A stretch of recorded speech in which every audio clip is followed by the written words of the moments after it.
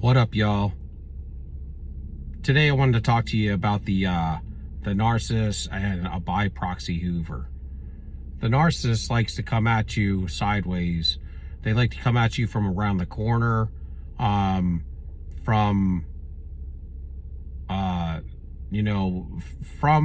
some other way of information, or through an individual, such as a flying monkey, such as a letter, such as a text, maybe, or a voicemail, or a email. A lot of times this is what happens. If the narcissist knows that you're fully asleep and you're broke up, or they've discarded you, or you've discarded yourself, or you've discarded them, I should say, or if you've disengaged with them, or if they've disengaged with you, and the narcissist is wanting to come back to you now. Okay, so let's say they're out of supply, or the supply's running thin, and they want it to be your turn. Sometimes they want it to be your turn, and sometimes you're ready. They believe that you're ready for them to return. Okay, and that means like you seem like they can get you back. Sometimes they don't seem like they can get you back, and so, but they still may go for you, to check, to heat check, okay? And if you're fully asleep, then they'll come at you in person, most generally speaking, because, when you're fully asleep, you're almost completely under the spell of the narcissist. I mean, you could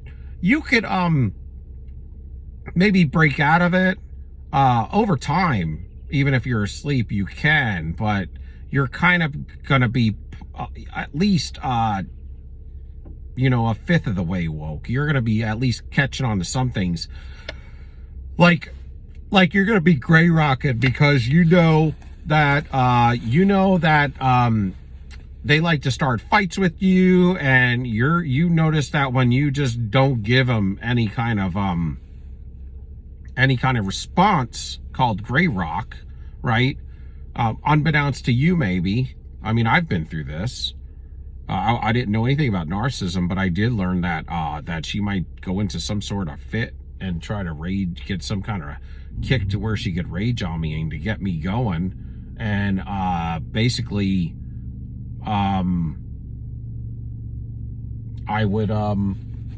I just quit. I would just gray rock. And when you gray rock, and then you're not going to give them no fuel anymore.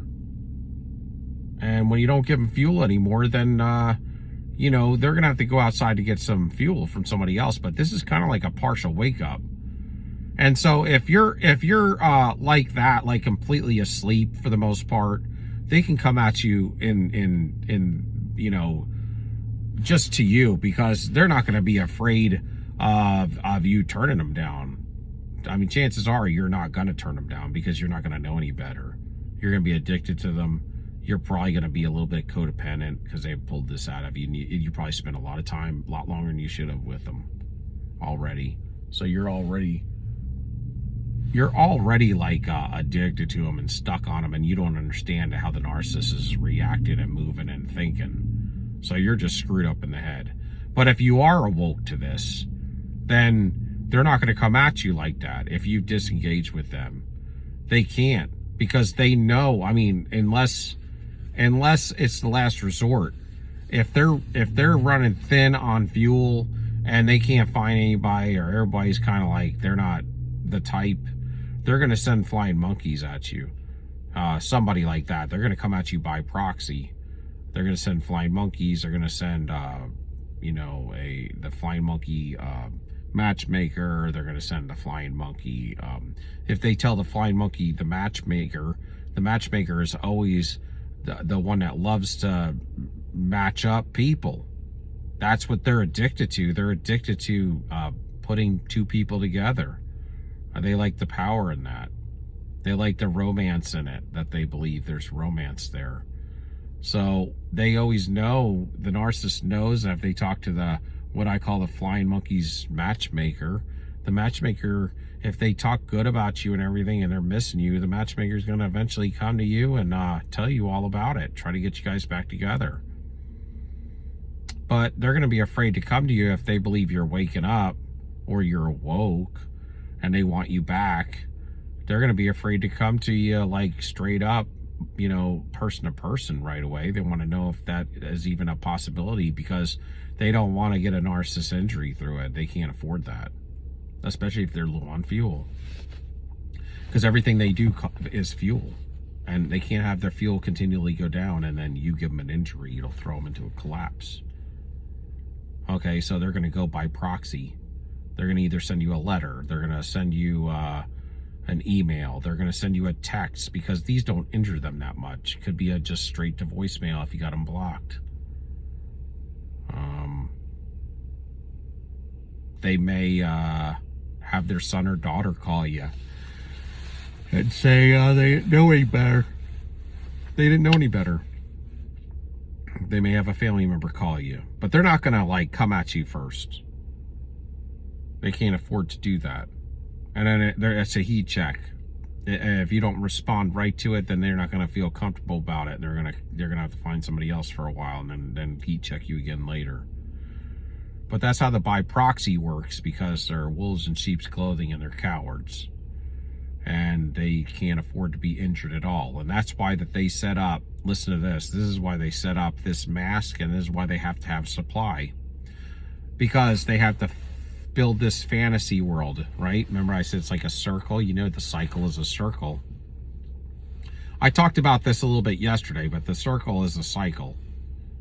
Here's one narcissist supply, another narcissist supply, another one, another one, another one. They all do different things for the narcissist.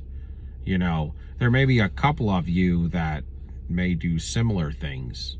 So if they're not with you, they might be able to run to this one because you guys are kind of similar. And maybe when they're down and out, you would pick them up, build them up, and give them true love.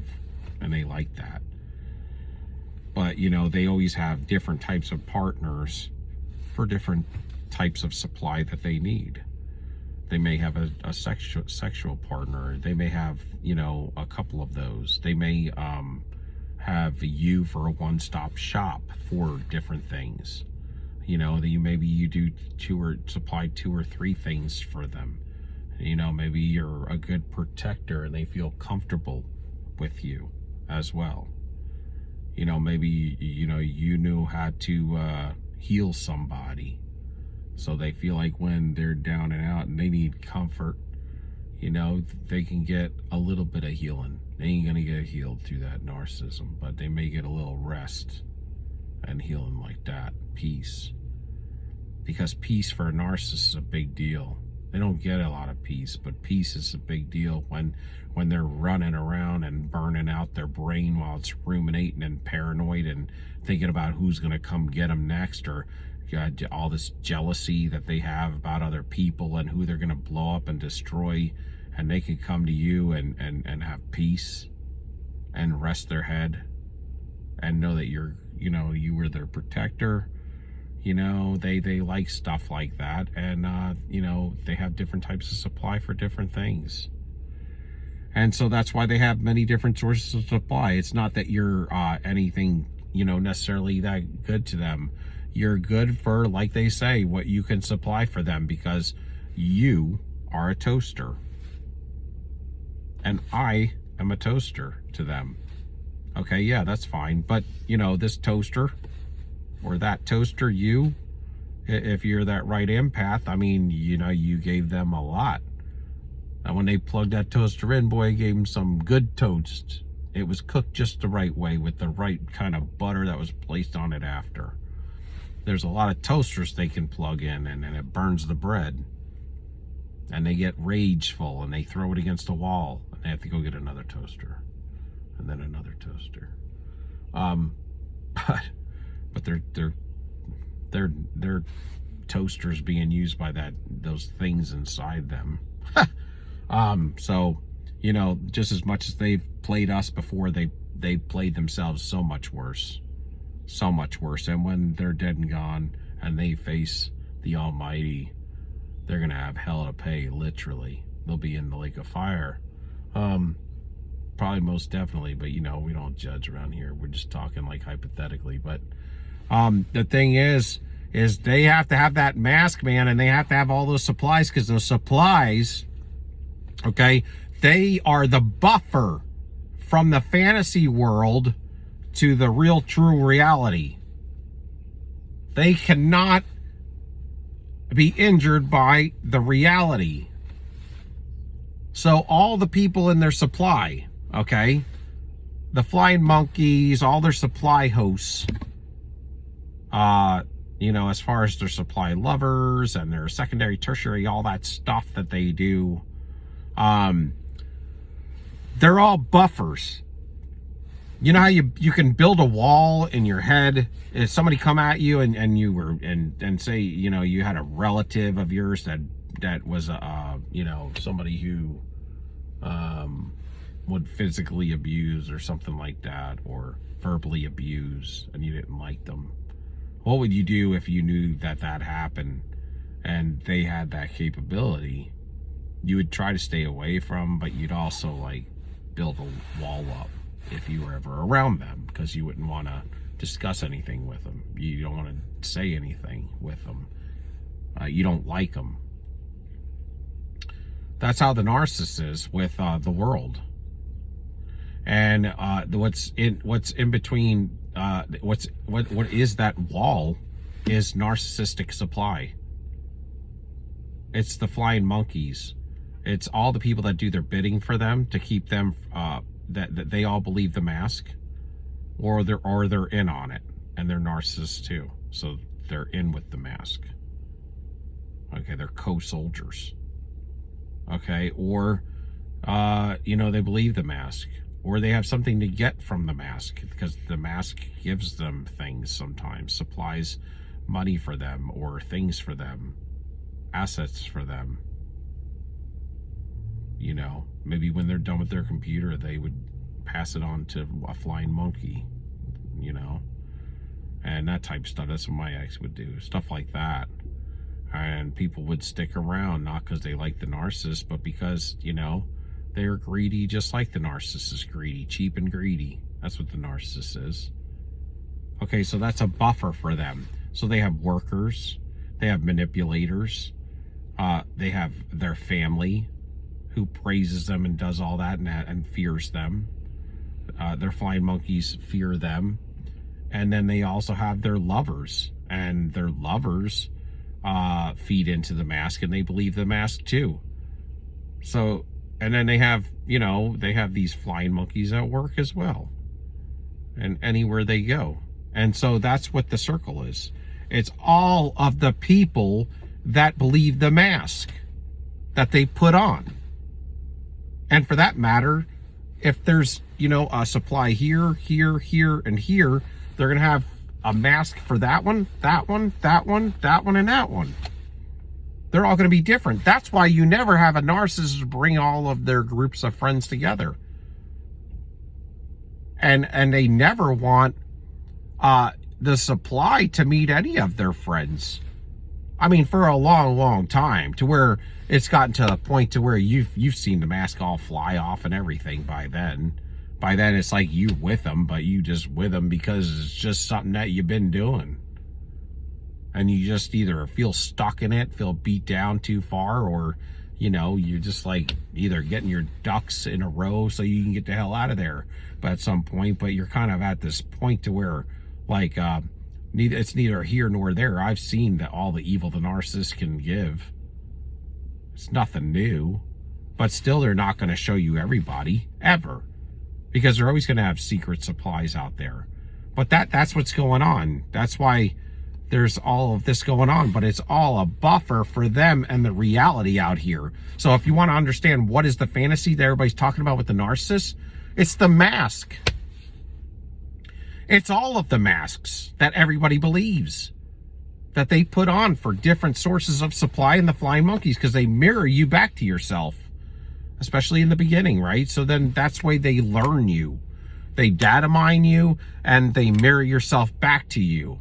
Then they get you to trust them. And then when the mask starts to slip and stuff, if they can hold on to you, because now they got you trapped in the trauma bond and you got your hormones going up and down and up and down, hot and cold and black and white and this and that, inflate, deflate, carrot, chew on that, and then a stick to hit you with. This is how they get you bonded to them. They get you linked up to them, but they're not connected to you because they can't love. They cannot pair bond. And they don't have object constancy. So it's kind of like, that's why they could always cheat on you. They don't even care because they have no conscience. Because out of their sight, you are out of their mind. You're just a toaster. They do regret you and have depression. It's not really a regret, but it's more of a regret, like a form of type of depression and stuff. I call it that. Let's just for this sake, let's just call it a regret because that's the way we understand it. But when you leave them for whatever reason, whether you're woke or not, and you had enough, and you move on, and you're not listening to them anymore. You don't give a damn what the hell comes out of their mouth. Whether they come at you in person, flying monkey, newspaper, TV, you don't give a damn. I'm not listening to you anymore. I don't want you anymore. That's when they want you. That's when they want you. And that's when they regret losing you. And that's what you got to get through your head too. First, when you go no contact, you got to continue to go no contact. Don't think about your brain, your mind, nothing. And your intuition may be quiet at this point because you're doing the right thing. It doesn't need to tell you. But you know what you're supposed to be doing. And it's no contact, and it's psychological. You have to continue to wake up and say, I'm just gonna do this like this. I don't care about the noise. It's noise. It's noise, and they're lying all the time. And a lot of times they can believe it.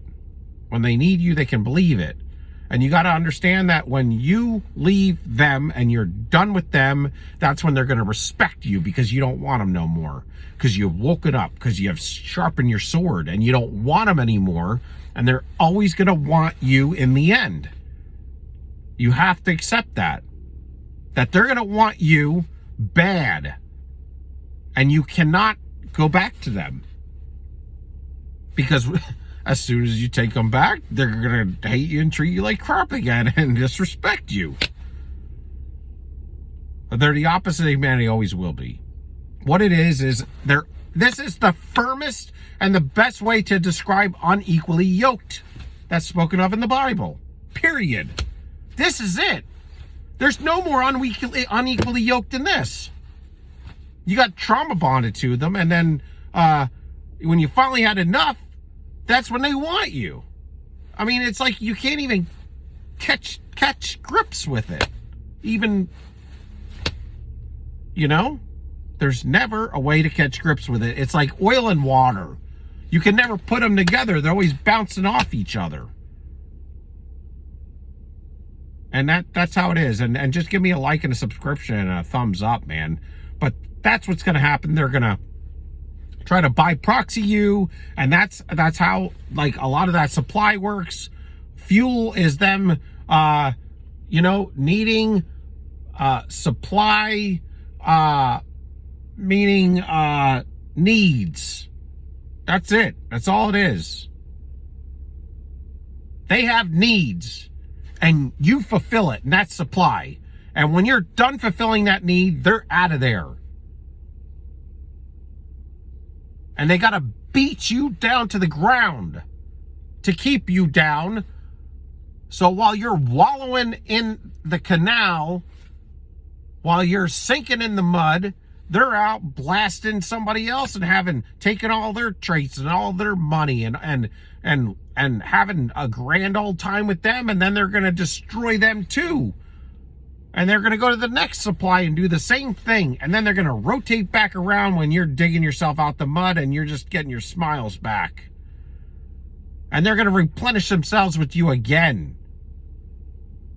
They're going to tell you more and more lies. And if you keep believing them, you're going to keep, like it says in Proverbs, you're the dog that returns to his own vomit. You vomit it up. You feel better. And then you go back and eat the vomit and vomit again. That's what happens when you go over cycle 1, 2, 3, 4, 5, 6, 7, 8, 9, 10 with the narcissist. So quit it. Or quit it when you feel comfortable. But I'm telling you, that's what's going to happen. And if you do it long enough, they're going to mess you up bad. You keep doing it, man. You keep playing with that fire, you're going to lose all your finances, all your health. You might end up in a psych ward or in prison. It's no joke. Sociopaths and psychopaths are no joke. Narcissists are no joke. Histrionics are no joke. Borderlines are not a joke. Machiavellians and malignant narcissists and sadistic, pathological, malignant narcissists are not a joke. They have, when people say that they have destroyed a lot of empaths and put them in psych wards, put them in prison for ending up doing things that humanity doesn't do without all of this stress and pressure on them until they've gotten to a point of breaking themselves. It's true. They're telling you the truth. People have died.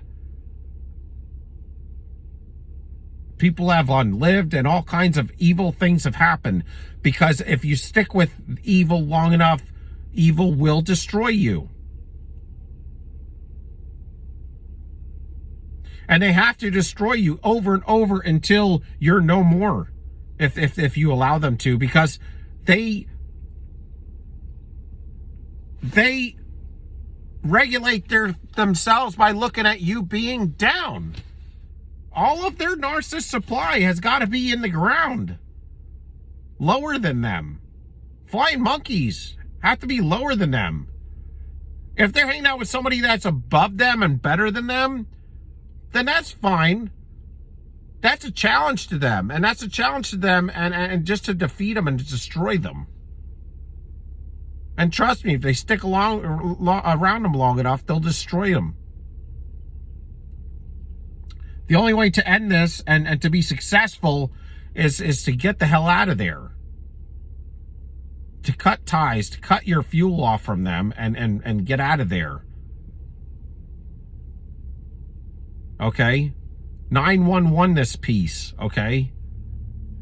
I mean, that's what it's about. And if you're a winner, if you're a badass winner, then you're not going to be a winner with the narcissist. If you're a winner, you can't be with the narcissist. You have to be a loser. The narcissist is a loser. And they want you to lose with them. They will die with you. If they have, they'll go down with this ship, man, as long as they're just a tip above you. There's nothing worse. You ever hear of somebody has got nothing to lose? You know, the narcissist sometimes has nothing to lose because their life's so crappy. But they'll bring you down to that level too if you let them. But I want you guys to subscribe, man, and stick with me here because, you know, I got some good stuff coming and I love y'all, and I'm going to peace out now, but I want you to stand up, man, and do the right thing. All right? Till next time.